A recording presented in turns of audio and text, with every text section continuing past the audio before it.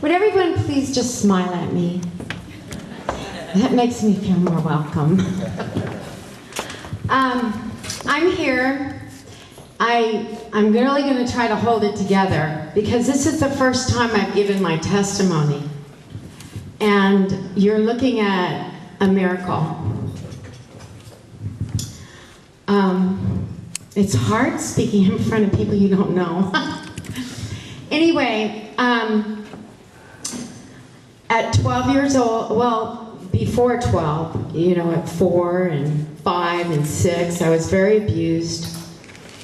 And I knew something was definitely wrong with my life. And then I ended up at 12 years old on the streets. I came from a very dysfunctional family, and all I wanted was out. And I wanted love. I wanted to find out what love was. So I went on a search for love. And being, you know, on the streets, you don't find much love out there. All you find is survival. And many, many things happened to me as a child. And I became institutionalized and in and out, ended up pregnant, gave my baby up for adoption, ended up in prison, escaping from jail. Before I was 18, I had been raped, beaten, left for dead. From 4 years old to 18. Then when I was 20, I got pregnant again, and I knew I had nothing to offer but pain and heart-wrenching sorrow and torment. I can remember I couldn't shower closing my eyes. I kept my eyes open all the time. I'd be up all night long, looking under the beds, looking in the closet. I was full of torment and full of fear. And I lived that way. And I couldn't tell anybody my life, so I just made it up as I went because I couldn't dare tell people what I had been through. And so time went on, and I just became this mask of addicted to alcohol so I could sleep at night, ended up on drugs. Then I had an encounter at 30 years old with Jesus. He saved me, He healed me, and He changed my life forever. And then I didn't have enough in me to hold me, and I ended up backslidden, even worse. Ended up on crack cocaine, homeless, for almost 15 years.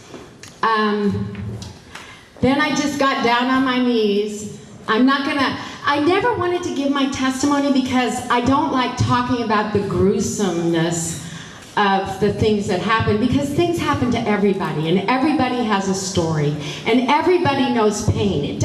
You don't have to be a prostitute or in prison to know what it's like to hurt.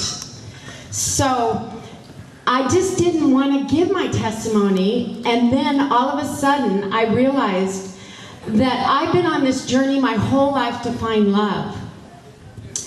And being where I was on crack cocaine, I just fell to my knees. I was 47 years old. I was an addict and an alcoholic for 35 years. I was 47 years old. I was on my knees and I said, Jesus, I cannot stop this.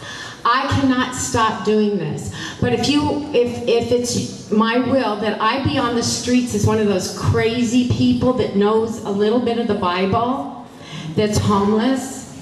And he said, and I just heard this,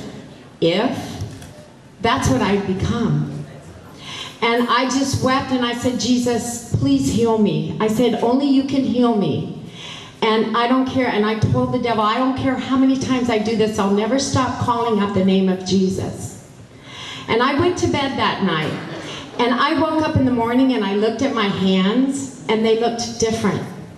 And I got up and I looked in the mirror and it was gone. I was completely healed. Completely. I was completely delivered of drugs. I was completely delivered of being drunk. I was completely delivered. And I found myself going to this church, Solid Rock Christian Center, Pastor Lonnie McCowan. I walked in that church. I was so crushed. I was so broken. And I sat there for 4 years and cried.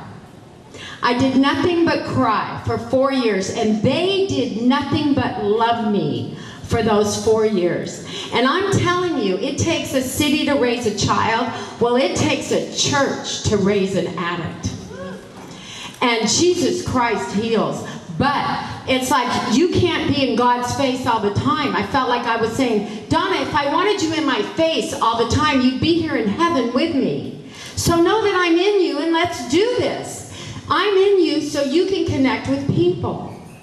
So my journey began in the church, and they just loved me. And they just told me to keep coming back. And 13 years later, I'm a successful business owner. I own a salon in Hollywood Beach, DMI, Hollywood Beach Salon. My pastor told me, he said, because they heard me singing, and he said, are you a singer? And I said, no. And he said, well, I think you are. Join the choir. At that time, I was the only white girl in a black choir. It was just crazy. And I just started singing and singing and singing and healing and healing. And then I lost everything again.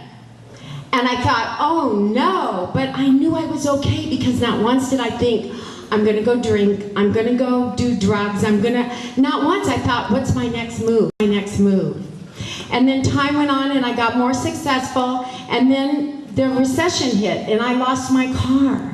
And I thought, oh God. And I went to get up again, and I felt his imprint on me, and it said, don't get up again.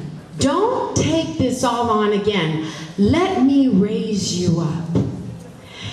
And all the gifts and the talent that was covered up by pain, sorrow, destruction started coming up. And the music. I write all my own songs. I write all the melodies. I write all the lyrics. I do all the vocals. I mean, I had no clue what was in me. And it's funny, because I never knew my dad until I found him when I was 40, but he was a professional trombone player, and my mother was a singer. But when I was born, all the music left. You know, it just, I don't know what happened, but everybody kind of just took a break from life when I was born. And so I just found my own way. But anyway, so in my church, I just really want to tell you that they gave me the tools to live by. And I'm just so grateful. And we left our church for a little while, and then I noticed that my career was really taking off. I'm a recording artist now. I have CDs available if you want to buy them. They make great Christmas presents. But I'm so blown away, and I felt myself launching, and I said, oh God, I want to go back to where I learned how to live. I want to go back to my pastor. I want to go back. If I get really rich, I want to tithe to who brought me up. I want to give. I just want to put all my money back into who put their whole life into me. And I'm just such a giver. I just live to give. And in your giving will be your provision. So I just want to encourage everybody that when you see somebody homeless, and I was on crack cocaine. I had a dentist that put $27,000 in my mouth as a gift. I mean, I've had people rise up to help me because they saw where I was going and what I was about, and that I was a miracle. And when you're a miracle, people want to help you if you're sincere. And so I just want to give everybody hope. If they have anybody in their families that's an addict, or if they have anybody that they know that's homeless, there is hope for the homeless, because I'm one of them. And look at me now. And the best thing, you guys, I wanted to find love. And the best thing I found was my husband. Honey, would you stand up?